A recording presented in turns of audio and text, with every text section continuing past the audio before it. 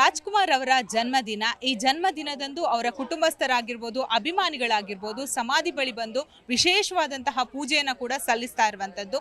Doctor Rajkumar ಬಗ್ಗೆ ಅಭಿಮಾನಿಗಳಾಗಿರ್ಬೋದು, ಕುಟುಂಬಸ್ಥರು ಏನು ಹೇಳ್ತಾರೆ, ಹಾಗೆಯೇ ರಾಜ್ಕುಮಾರ್ ಅವರ ಅಭಿಮಾನ ಅಂದರೆ ಅವರ ಯಾವ ರೀತಿ ಕರ್ನಾಟಕದಲ್ಲಾಗಿರ್ಬೋದು ಬೇರೆ ರಾಜ್ಯಗಳಲ್ಲಿ ಕೂಡ ಬಹಳಷ್ಟು ಇರುವಂಥದ್ದು. ಇವತ್ತಿನ ದಿನ ಬೇರೆ ಬೇರೆ ಜಿಲ್ಲೆಗಳಿಂದ ಕೂಡ ಇಲ್ಲಿ ಬಂದು ಅವರ ಸಮಾಧಿಯ ಬಳಿ ಹುಟ್ಟುಹಬ್ಬವನ್ನು ಕೂಡ ಬಹಳಷ್ಟು ಸಂಭ್ರಮದಿಂದ ಆಚರಿಸ್ತಾರೆ. ಹಾಗಾದ್ರೆ ಇಲ್ಲಿ ಯಾವೆಲ್ಲ ಅಭಿಮಾನಿಗಳು ಬಂದಿದ್ದಾರೆ, ಜನರು ಏನು ಹೇಳ್ತಾರೆ, ಬನ್ನಿ ಮಾತಾಡ್ಸ್ಕೊಂಡು ಬರೋಣ. ರಾಜ್ಕುಮಾರ್ ಅವರ ಹುಟ್ಟುಹಬ್ಬ ಏನು ಹೇಳ್ತೀರಾ ಅವರ ಅಭಿಮಾನಿಯಾಗಿ? ರಾಜ್ಕುಮಾರ್ ಅವರು ಹುಟ್ಟಿದಬ್ಬ ನಾನು ಸುಮಾರು 19 ಲಾಕ್ಡೌನನ್ನು ಬಿಟ್ಟು ಕಂಟಿನ್ಯೂ 12ನೇ ಏಪ್ರಿಲ್ 12 ಇಲ್ಲಾಂದರೆ ಏಪ್ರಿಲ್ 24 ನಾನು ಸತತವಾಗಿ 20 ವರ್ಷದಲ್ಲಿ 19 ವರ್ಷ ನಾನು ಅಣ್ಣವರ ಸಮಾಧಿಗೆ ಬರ್ತಾಯಿದ್ದೀನಿ. ನಂದು ಒಂದು ನೋವು ಏನಪ್ಪ ಅಂತಂದರೆ ಇವತ್ತು ಇದ್ರ ಸಲುವಾಗಿ ದುಡ್ಡು ಸಿಕ್ಕಾಪಟ್ಟೆ ದುಡ್ಡು ಇಟ್ಟಿದ್ದಾರೆ. ಅವ್ಯವಸ್ಥೆಗಳು ನೋಡಿದ್ರೆ ಬೇಜಾರಾಗ್ತಾವೆ ನಮ್ಮ ಅಭಿಮಾನಿಯಾಗಿ. ನಮಗೆ ಸರ್ಕಾರದವರು ಇದನ್ನು ತಮಿಳ್ನಾಡಿಗೆ ಹೋದರೆ ಎಂತೆಂಥ ಚೆನ್ನಾಗಿ ಅವ್ರದ್ದು ಸಮಾಧಿಗಳು ಮಾಡಿದ್ದಾರೆ. ಇವನ್ನ ನೋಡೋಕೆ ಬಂದು ಒಂದು ಸಣ್ಣ ನೋಡ್ಕೊಂಡು ಹೋಗುವಂಥ ಸಂದರ್ಭಗಳು ಒಂದೊಂದು ಸತಿ ಮನಸ್ಸು ನೋವಾಗ್ತಾವೆ. ಯಾಕೆ ಸರ್ಕಾರದಲ್ಲಿ ನಿರ್ಲಕ್ಷ್ಯ ಮಾಡ್ತಾರೋ ಗೊತ್ತಿಲ್ಲ. ಅದನ್ನು ಮೊದಲು ಇದನ್ನು ಒಂದು ಮ್ಯೂಸಿಯಮ್ ಆಗಿ ಚೆನ್ನಾಗಿ ಯಾರನ್ನ ಹೊರಗಿನವ್ರು ಬಂದರೆ ಏನು ರಾಜ್ಕುಮಾರ್ ಅಂದರೆ ಏನು ಇಷ್ಟು ಚೆನ್ನಾಗಿ ಇದು ಮಾಡಿದಾರ ಅನ್ನೋಂಥದ್ದೊಂದು ಭಾವನೆ ಬರಬೇಕು. ಇಲ್ಲಿ ನಾವು ಬಂದ್ವಿ ಸುಮ್ಮನೆ ಕುಂತ್ವಿ ಓದ್ವಿ ಅನ್ನೋದು ಒಂದು ಮನಸ್ಸಿಗೆ ನೋವು. ಸರ್ಕಾರದವರು ಇದನ್ನು ನಾವು ಒಬ್ಬ ಅಭಿಮಾನಿಯಾಗಿ ಹೇಳ್ತಾ ಇದ್ದೀನಿ. ಯಾವುದೇ ಸರ್ಕಾರಗಳಿರಲಿ, ಈ ರಾಜ್ಕುಮಾರದ್ದು ಸಮಾಧಿ ಅವ್ರ ಪಕ್ಕದಲ್ಲಿ ಪುನೀತ್ ಅವರಿದೆ, ಅಮ್ಮೋರಿದೆ. ಇವರು ಮೂರು ಚಿತ್ರರಂಗ, ಕನ್ನಡ ಚಿತ್ರರಂಗಕ್ಕೆ ಬುನಾದಿ ಆಗ್ತಕ್ಕಂಥವ್ರು. ಇವತ್ತು ಪುನೀತ್ ಅವರು ಇಲ್ಲ ಅಂದ ತಕ್ಷಣ ಚಿತ್ರರಂಗನೇ ಮುಚ್ಚೋಯ್ತು. ಇವತ್ತೆಲ್ಲ ನಟರುಗಳು ಏನು ಮಾಡ್ತಾರಪ್ಪ ಅಂತಂದ್ರೆ ತಮ್ಮ ಸ್ವಾರ್ಥಕ್ಕೆ ರಾಜ ಆಗುವುದು ನಟರಾಗ್ತಾರೆ ಹೊರತು ಚಿತ್ರರಂಗ ಬೆಳಿಬೇಕು ಅನ್ನತಕ್ಕಂಥದ್ದನ್ನು ಯಾವುದೇ ನಟಗುಣ ಮಾಡ್ತಾಯಿಲ್ಲ. ಇದೊಂದು ಸ್ವಲ್ಪ ನೋವಾಗ್ತದೆ. ರಾಜ್ಕುಮಾರ್ ಅವ್ರು ಬೆಳೆಸಿದಂಥ ಈ ಒಂದು ಚಿತ್ರ ಉದ್ಯಮ ಎಲ್ಲರೂ ಸೇರಿ ಹಾಳು ಮಾಡಿಬಿಟ್ರು. ಕನ್ನಡ ಚಿತ್ರನೇ ಎಲ್ಲ ಥಿಯೇಟ್ರುಗಳು ಮುಚ್ಚಿಬಿಟ್ರು. ಎಲ್ಲರೂ ಎಷ್ಟೋ ಜನ ಥಿಯೇಟ್ರ್ ಕೆಲಸ ಮಾಡೋ ಜನಗಳು ಇವತ್ತು ಬೀದಿ ಪಾಲಾಗಿದ್ದಾರೆ. ಅದಕ್ಕೋಸ್ಕರ ನಾನು ಹೇಳೋ ಸರ್ಕಾರಗಳದ್ದು ಇವೆಲ್ಲ ಮೇಲೆ ಸ್ವಲ್ಪ ಗಮನ ತೊಗೊಂಡು 3 ವರ್ಷಕ್ಕೆ ಒಂದೊಂದು ಪಿಕ್ಚರ್ ತೆಗಿತಾರೆ ಹೀರೋಗಳು. ಇವ್ರು 3 ವರ್ಷಕ್ಕೆ ಗಳಿಸೋದು ವರ್ಷಕ್ಕೆ ಒಂದೊಂದು 2 ಪಿಕ್ಚರ್ ತೆಗೆದ್ರೆ ಎಷ್ಟೋ ಜನ ಊಟ ಮಾಡ್ತಾರೆ ಅದರಿಂದ. ಇದು ನಮಗೆ ಈ ಚಿತ್ರ ನಾಯಕರ ಮೇಲೆ ಸ್ವಲ್ಪ ಅಸಮಾಧಾನ.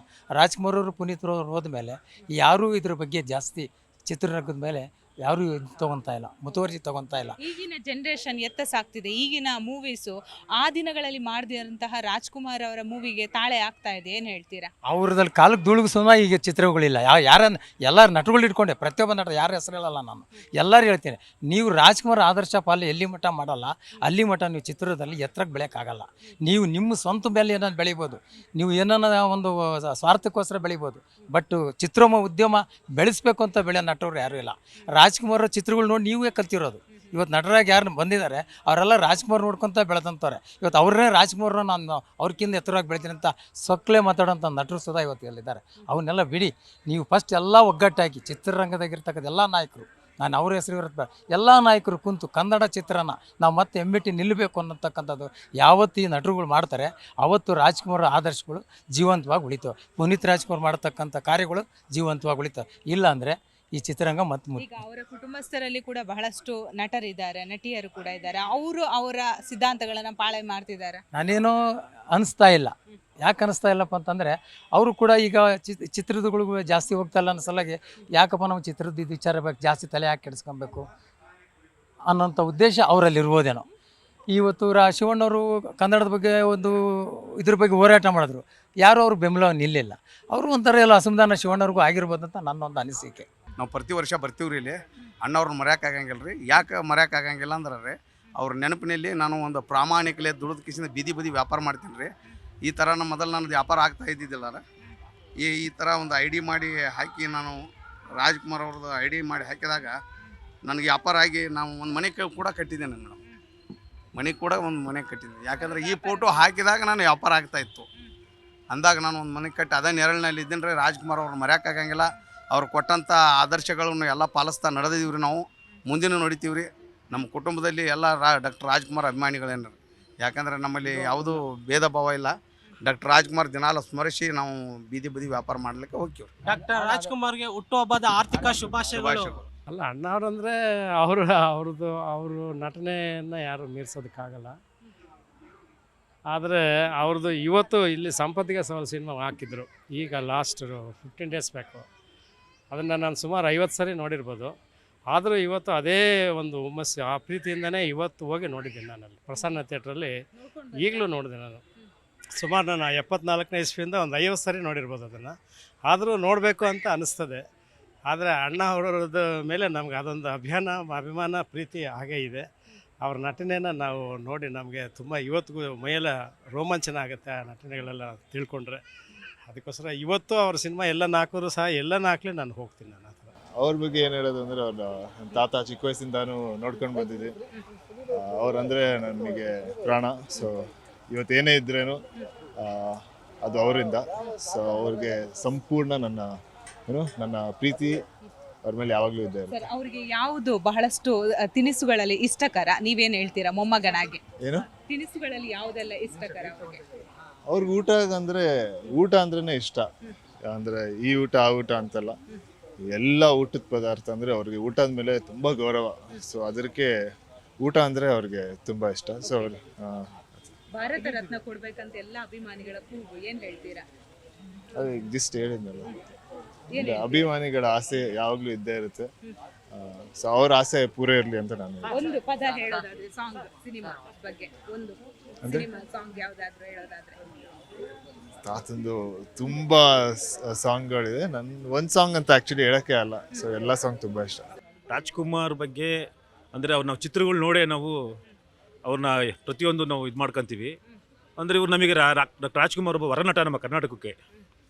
ಇವರು ನಮ್ಮ ಕನ್ನಡ ಮತ್ತು ಕನ್ನಡ ಭಾಷೆ ಮತ್ತು ಕರ್ನಾಟಕವನ್ನು ಒಗ್ಗೂಡಿಸೋದ್ರಲ್ಲಿ ಪ್ರಮುಖರು. ಯಾಕೆಂದರೆ ಗೋಕಾಕ್ ಚಳುವಳಿ ಅದೇ ಸಾಕ್ಷಿ. ಡಾಕ್ಟರ್ ರಾಜ್ಕುಮಾರ್ ಅವರು ಯಾವುದೇ ಒಂದು ಚಿತ್ರ ಮಾಡಲಿ ಮತ್ತು ನಮ್ಮ ರಾಜ್ಯ ಭಾಷೆ, ನೆಲ, ನುಡಿ ಬಗ್ಗೆ ಹೆಚ್ಚು ಒತ್ತು ಕೊಟ್ಟು ಮಾಡ್ತಾಯಿದ್ರು. ಆನಂತರ ನಮ್ಮ ಕನ್ನಡ ಸಾಹಿತಿಗಳ ಕಾದಂಬರಿಗಳನ್ನು ಹೆಚ್ಚಾಗಿ ನಮಗೆ ಮಾಡಿಕೊಟ್ರು. ಮತ್ತು ಅವರು ಗಾಯನದಲ್ಲೂ ಅಷ್ಟೇ ಅವರಿಗೆ ರಾಷ್ಟ್ರ ಪ್ರಶಸ್ತಿ ಬಂತು. ಅವರಿಗೆ ಗಾಯನದಲ್ಲೂ ಸಹ. ಇಂಥ ಒಬ್ಬ ವ್ಯಕ್ತಿ ನಮ್ಮ ರಾಜ್ಯದಲ್ಲಿ ಹುಟ್ಟಿರೋದು ನಮ್ಮೆಲ್ಲರ ಪುಣ್ಯ, ನಮ್ಮ ಕನ್ನಡ ಜನತೆಗೆ ನಮ್ಮ ಪುಣ್ಯ. ನಮಗೆ ಇಂಥವ್ರು ಮುಂದೆ ಹುಡ್ತಾರಿಲ್ಲೋ ಗೊತ್ತಿಲ್ಲ. ಇಂಥವ್ರು ಆಮೇಲೆ ಇವರಿಗೆ ಕಿಂಟಗಿ ಕರ್ನಲ್ ಪ್ರಶಸ್ತಿ ಬಂದಿದೆ. ನಮಗೇನು ಅಂತಂದರೆ ಇವರಿಗೆ ಭಾರತ ರತ್ನ ಅವಾರ್ಡ್ ಕೊಡಬೇಕು. ನಮಗೆ ಅಣ್ಣವರಿಗೆ ಮರಣೋತ್ತರವಾಗಿ ಪ್ರತಿಯೊಬ್ಬರು ಒತ್ತಾಯಿಸಬೇಕು. ನಾವಿಲ್ಲ ಎಲ್ಲ ರಾಜಕಾರಣಿಗಳು ಅಷ್ಟೇ ಯಾರೇ ಬಂದರೂ ನಾವು ಒತ್ತಾಯಿಸಬೇಕು, ಡಾಕ್ಟರ್ ರಾಜ್ಕುಮಾರ್ಗೆ ಭಾರತ ರತ್ನ ಕೊಡಲೇಬೇಕು ಅಂತ ಹೇಳಿ ನಾವು ಇಷ್ಟೊಂದು ಇದು ಮಾಡ್ತೀವಿ. ಡಾಕ್ಟರ್ ರಾಜ್ಕುಮಾರ್ನ ತುಂಬ ಹತ್ತಿರದಿಂದ ನೋಡಿದ್ದೀನಿ. ಅಂದರೆ ಅವ್ರ ಪಿಕ್ಚರ್ ಯಾವುದೂ ವರ್ಕ್ ಮಾಡಲಿಲ್ಲ. ಅವರು ಶಿವರಾಜ್ ಕುಮಾರ್ ಆಗ್ಬೋದು, ಅವ್ರ ಪಿಕ್ಚರೆಲ್ಲ ವರ್ಕ್ ಮಾಡಿದ್ದೀನಿ. ಇವರೊಂದು ಪರ್ವತ ಇಂಡಸ್ಟ್ರಿಗೆ.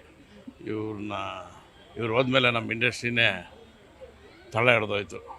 ನಮ್ಮ ಪುನೀತಣ್ಣ ಇರೋವರೆಗೂ ಸ್ವಲ್ಪ ಮತ್ತೆ ಬೆಳವಣಿಗೆ ಆಯಿತು.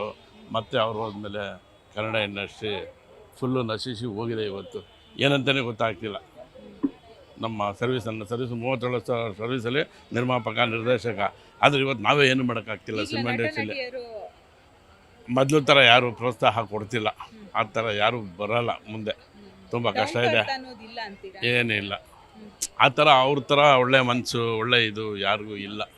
ನಾನು ಬೆಳಿಬೇಕು, ನಾನು ಉದ್ಧಾರ ಆಗಬೇಕು, ನಾನು ದುಡ್ಡು ಮಾಡಬೇಕು, ಬರೀ ಇದೆ. ಇಂಡಸ್ಟ್ರಿಗೋಸ್ಕರ ಯಾರು ಏನು ಮಾಡಬೇಕು ಅನ್ನೋದು ಯಾರ ತಲೆಯಲ್ಲೂ ಇಲ್ಲ. ಈ ಥರ ನಡೀತಾ ಇದೆ. ದೊಡ್ಡ ಪರ್ವತ ಮೇಡಮ್ ಅದು. ಅವ್ರ ಬಗ್ಗೆ ಎಷ್ಟಂತ ಹೇಳ್ತೀರಾ? 200 ಪಿಕ್ಚರ್ ಆ್ಯಕ್ಟ್ ಮಾಡಿರೋರು, ಅಷ್ಟು ವರ್ಷ ತಪಸ್ವಿ ಅವರು, ಯೋಗಿ ಅಲ್ವಾ, ಎಷ್ಟೊಂದು ಬಿರುದುಗಳು ತೊಗೊಂಡಿದ್ದಾರೆ ಅಲ್ವಾ. ಆಗಿನ ಕಾಲದಿಂದ ಈಗಿನ ಕಾಲದವರೆಗೂ ಅವರ ಸಿನಿಮಾಗಳೆಲ್ಲ ಅವರು ನೋಡೇ ನಾವು ಬೆಳೆದಿದ್ದು. ಇಂಡಸ್ಟ್ರಿಗೆ ಬರೋಕ್ಕೆಲ್ಲ ಅವರೇ ಕಾರಣ ನಮಗೆ. ಭಾರಿ ಒಳ್ಳೆ ಮನುಷ್ಯರಿದ್ರಮ್ಮ. ಅವ್ರ ಪಿಕ್ಚರ್ ಅಂದ್ರೆ ನಮ್ಗೆ ಭಾಳ ಚಲೋ, ಭಾಳ ಇಷ್ಟ. ಅವ್ರಕಿನ್ನ ಮಗಂದು ಇಷ್ಟ. ಭಾರಿ ದೊಡ್ಡ ವ್ಯಕ್ತಿ ನಾವು ಗುಲ್ಬರ್ಗ. ಅವ್ರ ಪಿಕ್ಚರ್ ನೋಡ್ಲಿಕ್ಕೆ ನಮ್ಗೆ ಭಾರಿ ಇಷ್ಟ ನೋಡಮ್ಮ. ಅವ್ರಂಗೆ ಮಕ್ಕಳನ್ನು ಹಂಗೆ, ಪುನೀತನ್ನು ಹಂಗೆ. ಅವ್ರಿಗಂದ್ರೆ ನಮಗೆ ಭಾಳ ಇಷ್ಟ.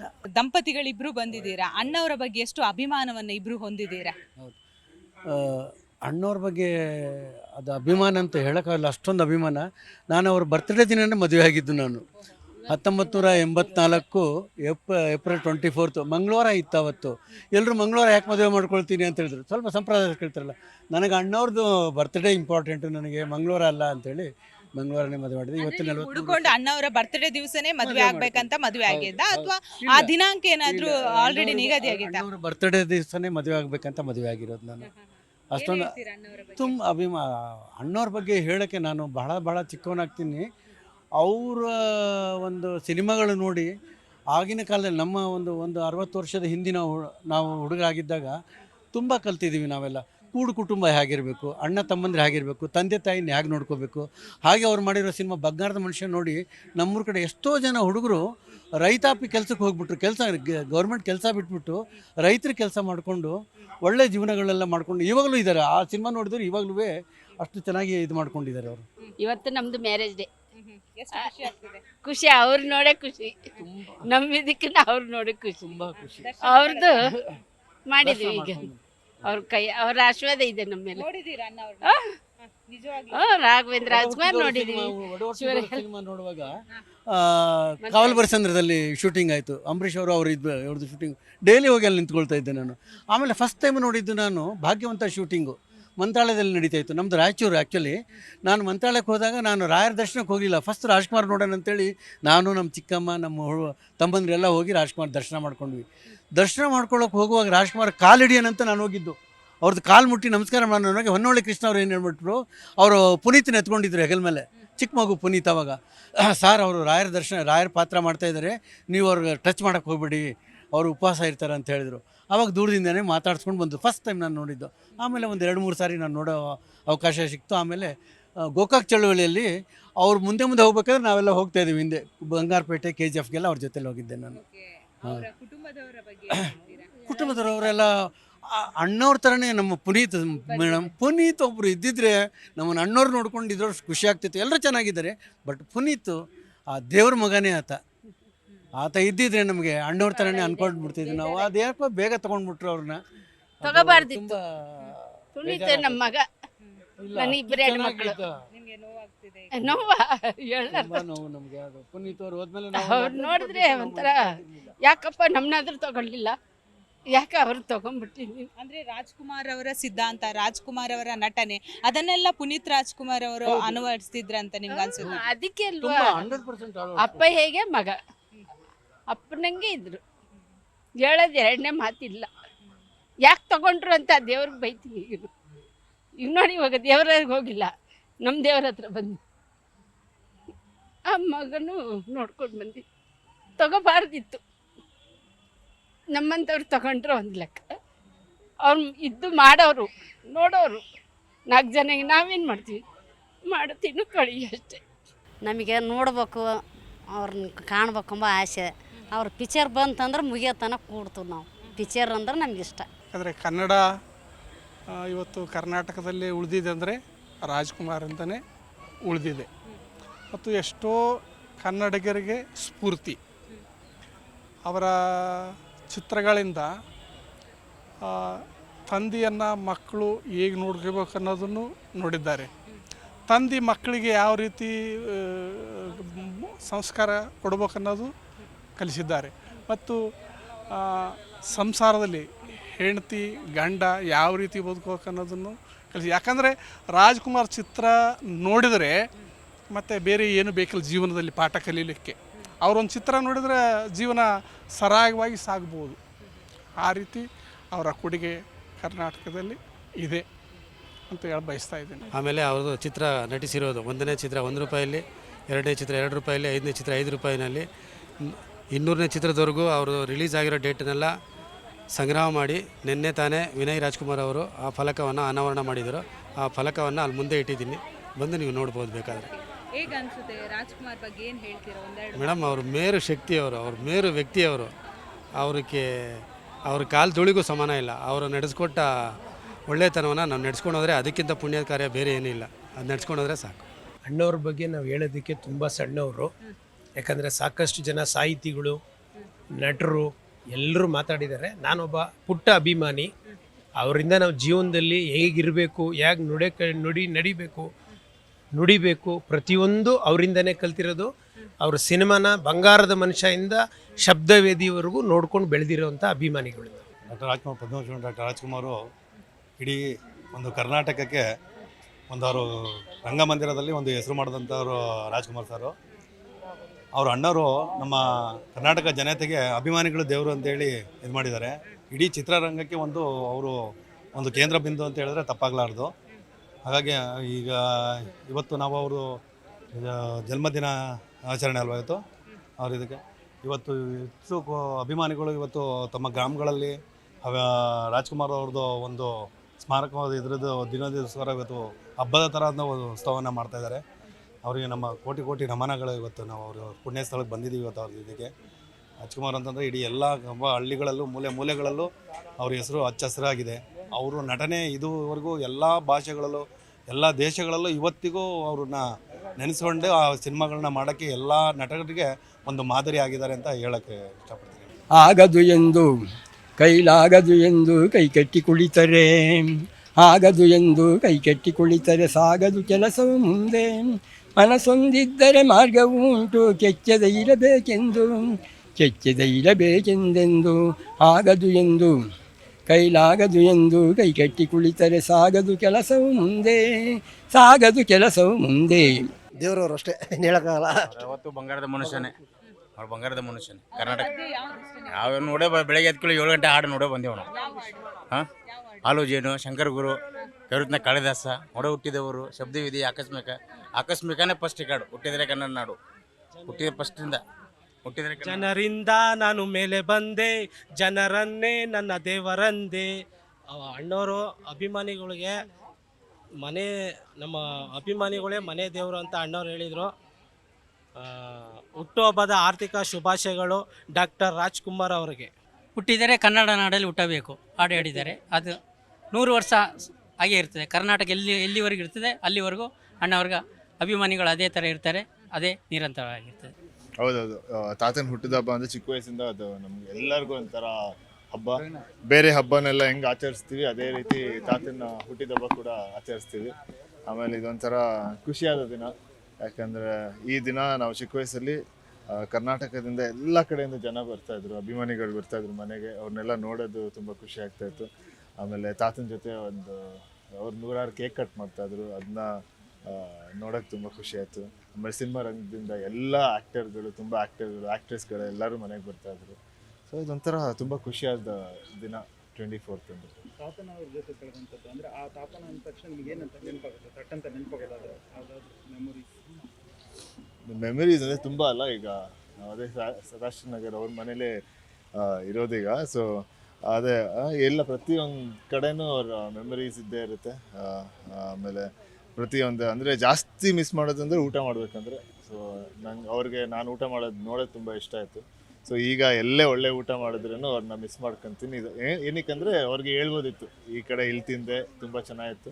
ಸೊ ಊಟದ್ದು ತುಂಬ ಮಿಸ್ ಮಾಡ್ಕೊತೀನಿ. ಅವ್ರು ಬಾಡ್ ಕಡಿಯೋದು ಒಂದು ಫೋಟೋಸ್ ಯಾವಾಗಲೂ ವೈರಲ್ ಆಗ್ತಾ ಇರುತ್ತೆ, ಮೂಳೆ ಕಡಿಯೋದ್ರ ಒಂದು ಫೋಟೋ ಅಮ್ಮವ್ರ ಜೊತೆ.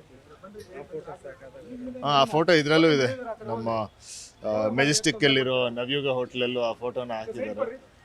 ಅವ್ರಿಗೆ ಊಟ ಅಂದರೆ ತುಂಬ ಇಷ್ಟ.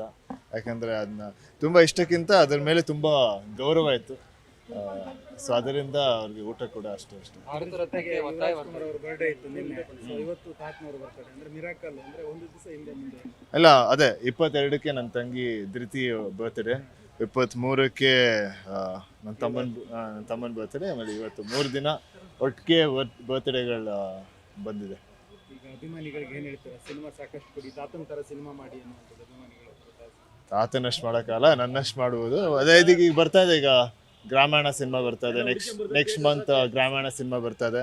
ಅದಾದಮೇಲೆ ಸಿಟಿ ಲೈಟ್ಸ್ ಬರ್ತಾ ಇದೆ. ಅದಾದಮೇಲೆ ಇನ್ನೊಂದು ಹೊಸ ಸಿನಿಮಾ ಮಾಡ್ತಾ ಇದ್ದೀನಿ. ಆಮೇಲೆ ಅದನ್ನ ಇನ್ನು ಸ್ವಲ್ಪ ದಿನ ಅಲ್ಲಿ ಹೇಳ್ತೀನಿ. ಋಷಿ ಹ್ಯಾಪಿ ಬರ್ತ್ಡೇ ಅಪ್ಪಾಜಿ ರಾಜ್ಕುಮಾರ್ ಸರ್. ಅವ್ರಂಗೆ ನೆಕ್ಸ್ಟ್ ಇನ್ನು ಯಾರು ಬರೋಕ್ಕೆ ಸಾಧ್ಯನೇ ಇಲ್ಲ. ಪ್ರತಿ ಸಲ ಬರ್ತೀರಾ? ಪ್ರತಿ ಸಲ ಇಲ್ಲ, ಅಂದರೆ ಅವರಂದ್ರೆ ತುಂಬ ಅಭಿಮಾನ ನಮಗೆ. ಅವರು ಫಿಲಮ್ ಒಂದೊಂದು ಸಲ ಅಲ್ಲ 10 ಸಲ ನೋಡಿದ್ದೀವಿ ನಾವು. ಆಮೇಲೆ ಪುನೀತ್ ರಾಜ್ಕುಮಾರ್ ಬೆಟ್ಟದ ಹೂವು ಹೇಳೋಕ್ಕೆ ಆಗಲ್ಲ.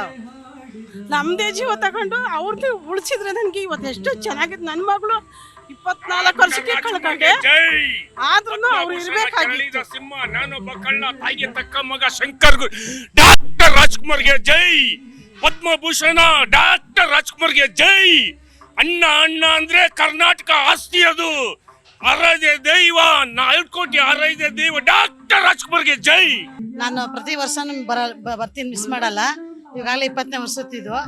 ನಮಗೆ ದೇವಸ್ಥಾನ ಅಂದರೆ ಇದೇ ಫಸ್ಟ್ ದೇವಸ್ಥಾನ ನನಗೆ. ನನ್ನ ಬದುಕಿಗೆ ನನ್ನ ಪಾಪು ಇದ್ದಾನೆ, ಎಲ್ಲರೂ ಅಷ್ಟೇ. ಅವ್ನು ಕರ್ಕೊಬಂದಿದ್ದು 2 ವರ್ಷ. ಅವನು ಅಪ್ಪು ಮಾವ ಮನೆಗೆ ಹೋಗಿದೆ ಅಂತ ಹೇಳ್ದ. ಅವನು ಅಂದರೆ ಅವ್ರು ನೋಡ್ಕೊಂಡು ಬೆಳೆದಿದ್ದೀವಿ, ಅವ್ರ ಥರನೇ ಬಾಳ್ಬೇಕು ಅಂತಿದ್ದೀವಿ. ಅಂದ್ ಶಿವಣ್ಣ ಆಗ್ಬೋದು, ಅಪ್ಪು ಸರ್ ಆಗ್ಬೋದು, ಅಂಥ ಮಕ್ಕಳನ್ನ ಕೊಟ್ಟಿದ್ದಾರಲ್ಲ, ಅವ್ರಿಗೆ ಎಷ್ಟು ಹೇಳಿದ್ರು ಸಾಲಲ್ಲ. ಅಮ್ಮನೂ ಅಷ್ಟೇ ಒಂದು ಲಕ್ಷ್ಮಿ, ಎಷ್ಟು ಜನಕ್ಕೆ ಅನ್ನದಾರಿ ತೋರಿಸಿದ್ದಾರೆ. ಈಗ ಅವ್ರು ನೋಡ್ಕೊಂಡು ಸುಮಾರು ಜನ ಕಲ್ತಿದ್ದಾರೆ. ಅಂದ್ರೆ ಅಪ್ಪಾಜಿ ಅಂದ್ರೆ ನಮ್ಮ ಕರ್ನಾಟಕಕ್ಕೆ ಒಂದು ಮುತ್ತು ಅಂದ್ರೆ ಹೆಸರಿದೆಲ್ಲ, ಅದಂತೂ 100% ಸತ್ಯ. ಇನ್ಯಾವ ಪ್ರಪಂಚಕ್ಕೂ ಆ ಥರ ಮಗ ಹುಟ್ಟಲ್ಲ. ನಮ್ಗಂತ ಹೆಮ್ಮೆ ಹೇಳ್ಕೊಳಕ್ಕೆ ನಮಗೆ ತುಂಬಾ ಹೆಮ್ಮೆ ಆಗುತ್ತೆ. ಡಾಕ್ಟರ್ ರಾಜ್ಕುಮಾರ್ ಅವರ ಹುಟ್ಟುಹಬ್ಬ ಸದ್ಯ ನಾನೀಗ ಅವರ ಸಮಾಧಿ ಬಳಿ ಇದ್ದೀನಿ. ನೀವು ಈಗಾಗಲೇ ದೃಶ್ಯದಲ್ಲಿ ಕೂಡ ನೋಡ್ತಾ ಇರ್ಬೋದು. ಡಾಕ್ಟರ್ ರಾಜ್ಕುಮಾರ್ ಅವರ ಹುಟ್ಟುಹಬ್ಬ ಹಿನ್ನೆಲೆ ಅಣ್ಣವರ ಸಮಾಧಿಗೆ ಭೇಟಿ ಕೊಟ್ಟು ಈಗಾಗಲೇ ಬಹಳಷ್ಟು ಅಭಿಮಾನಿಗಳು ಒಂದು ಅಭಿಮಾನವನ್ನ ಕೂಡ ವ್ಯಕ್ತಪಡಿಸ್ತಾ ಇರುವಂತದ್ದು. ಈಗಾಗಲೇ ಡಾಕ್ಟರ್ ರಾಜ್ಕುಮಾರ್ ವರನಟ ಅಂತಾನೆ ಹೇಳ್ಬೋದು. ಅವರ ಹುಟ್ಟುಹಬ್ಬದಿಂದ ಸಮಾಧಿಗೆ ಬಂದು ಬಹಳಷ್ಟು ಅಭಿಮಾನಿಗಳು ಪೂಜೆಯನ್ನ ಕೂಡ ಸಲ್ಲಿಸ್ತಾ ಇರುವಂತದ್ದು. ಕಂಠೀರವ ಸ್ಟುಡಿಯೋದಲ್ಲಿರುವಂತಹ ಡಾಕ್ಟರ್ ರಾಜ್ಕುಮಾರ್ ಸಮಾಧಿ ಏನಿದೆ, ಸರ್ಕಾರ ವತಿಯಿಂದಲೂ ರಾಜ್ಕುಮಾರ್ ಅವರಿಗೆ ಗೌರವವನ್ನು ಕೂಡ ಈಗಾಗಲೇ ಅರ್ಪಣೆ ಮಾಡೋದಕ್ಕೆ ಆಯೋಜನೆ ಮಾಡಲಾಗಿದೆ. ಈಗಾಗಲೇ ವಿವಿಧ ಕಾರ್ಯಕ್ರಮಗಳನ್ನು ಕೂಡ ಆಯೋಜನೆ ಮಾಡಿರುವಂಥದ್ದು. ಸಾವಿರಾರು ಸಂಖ್ಯೆಯಲ್ಲಿ ಅಭಿಮಾನಿಗಳು ಬಂದು ಇವತ್ತು ಡಾಕ್ಟರ್ ರಾಜ್ಕುಮಾರ್ ಅವರ ಸಮಾಧಿ ಬಳಿ ಒಂದು ಅವರ ದರ್ಶನವನ್ನು ಕೂಡ ಪಡಿತಾರೆ. ಅಷ್ಟು ಮಾತ್ರವಲ್ಲದೆ ಈಗಾಗಲೇ ಅವರ ಕುಟುಂಬಸ್ಥರು ಕೂಡ ಬಂದು ಪೂಜೆಯನ್ನು ಕೂಡ ಸಲ್ಲಿಸ್ತಾರೆ. ಪ್ರಮುಖವಾಗಿ ಈಗಾಗಲೇ ಬಹುತೇಕ ಖ್ಯಾತ ಕವಿಗಳಾಗಿರ್ಬೋದು, ಪ್ರಮುಖವಾಗಿ ಎಲ್ಲರೂ ಕೂಡ ಬಂದಿರುವಂಥದ್ದು. ಸರ್, ಅಣ್ಣವರ ಬಗ್ಗೆ ಒಂದೆರಡು ಮಾತು ಹೇಳೋದಾದ್ರೆ ಏನು ಹೇಳ್ತೀರಾ? ಎರಡು ಮಾತು ಅವ್ರು ಹೇಳೋದ. ರಾಜ್ಕುಮಾರ್ ಕರ್ನಾಟಕದ ಬಹಳ ದೊಡ್ಡ ಸ್ಮಿತೆ. ರಾಜ್ಕುಮಾರ್ ಅವರು ಮೂಲತಃ ರಂಗಭೂಮಿಯಿಂದ ಬಂದರು, ಆಮೇಲೆ ಸಿನಿಮಾ ಕ್ಷೇತ್ರವನ್ನು ಪ್ರವೇಶ ಮಾಡಿದರು. ಆದರೆ ಸಿನಿಮಾ ಕ್ಷೇತ್ರವನ್ನು ಮೀರಿದ ಕರ್ನಾಟಕದ ಒಬ್ಬ ಸಾಂಸ್ಕೃತಿಕ ನಾಯಕರಾಗಿ ಬಹಳ ಮುಖ್ಯ ಆದರು.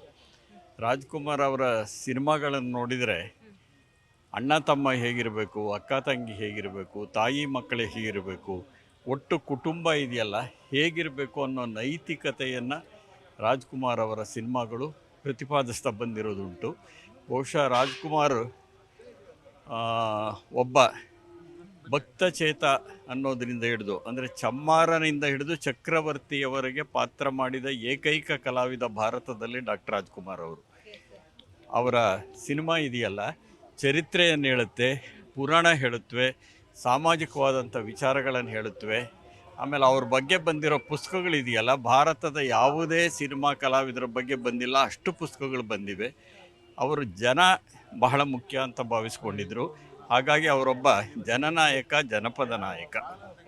ನೋಡಿದ್ರಲ್ಲ, ಎರಡು ಮಾತುಗಳಲ್ಲೇ ಹೇಳೋದಕ್ಕೆ ಸಾಧ್ಯ ಇಲ್ಲ. ಯಾಕಂದ್ರೆ ರಾಜ್ಕುಮಾರ್ ಬಗ್ಗೆ ಬಹಳಷ್ಟು ವಿಚಾರಗಳು ಕೂಡ ಈಗಾಗಲೇ ಇರುವಂಥದ್ದು. ಈಗಾಗಲೇ ಬಹಳಷ್ಟು ಮಂದಿ ಅಭಿಮಾನಿಗಳು ಕೂಡ ಬಂದಿದ್ದಾರೆ. ನೀವು ಈಗಾಗಲೇ ದೃಶ್ಯದಲ್ಲಿ ಕೂಡ ನೋಡ್ತಾ ಇರ್ಬೋದು.